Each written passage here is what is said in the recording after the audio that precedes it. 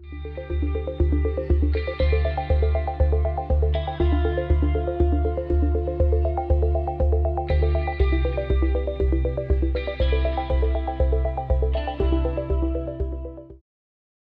this is Zach with Worn and Wound, and today we're taking a look at the new Brew Café Collection, specifically one watch of two called the Latte.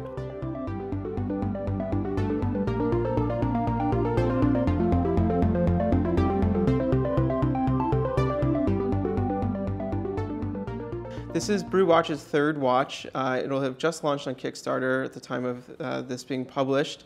And it's a new direction for the brand. His first watches were kind of large chronographs, used a lot of mixed materials. Second watches were automatics, sort of a mid-century design. We actually did a cool collaboration with him on that. And this third design is going smaller, a little sleeker, and definitely, I think, trying to attract a female customer. It is a unisex watch, but there is definitely a feminine characteristic to this watch. But it is beautiful regardless, and I think watch very worth taking a look at. And frankly, you know, in the few years that we've been doing this, several years, the micro brands we've talked to, very few have kind of tried to focus in on a, doing a more feminine watch, largely because the watch community and our website is, read by a mostly male audience.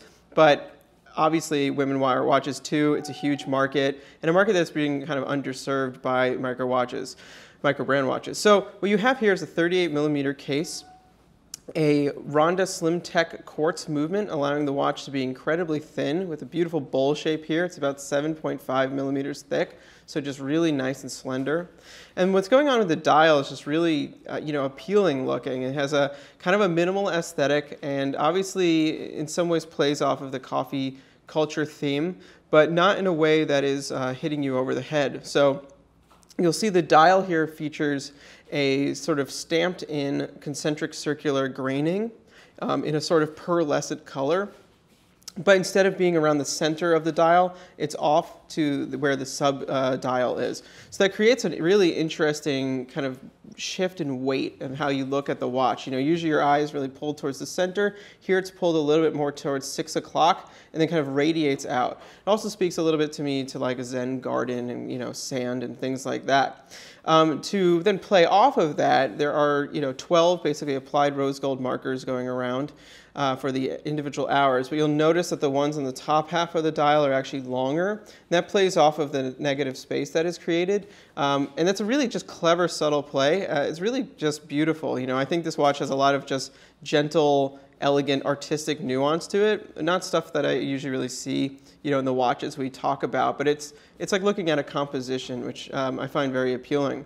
There's then a rose gold chapter ring around the edge, which is might be a little hard to see in this light, but there is printed on that in black a minute index, so that is there for reference.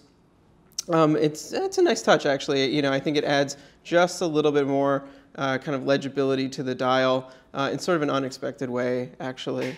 Then for branding and text, you just have Brew on the crystal here floating above. That's also a really nice touch. So nothing interferes with that ripple pattern that's on the surface itself. The floating logo then, obviously stays there as the hands pass underneath. The hands then are kind of an extended droplet form. Works very well once again with the concept, but also it's just a very elegant sort of minimal shape. And they are done in brushed rose gold there. So there's another version of this watch with a black dial, which is called the Classic Espresso, I believe. And these will be on Kickstarter for $175. Then they'll retail for $275. So it's a really, really good price. I think this is the kind of watch, if it's not, for you, and I honestly, having worn this actually in the office quite a bit, I find it extremely appealing. What might be throwing me off a little bit for my own personal taste is the rose gold, but if that was a dark metal, I think I would absolutely wear that in a heartbeat. But yeah, it's not often we get to tell you, look at a watch that might be a really good gift for a lady in your life, so this one might definitely be it.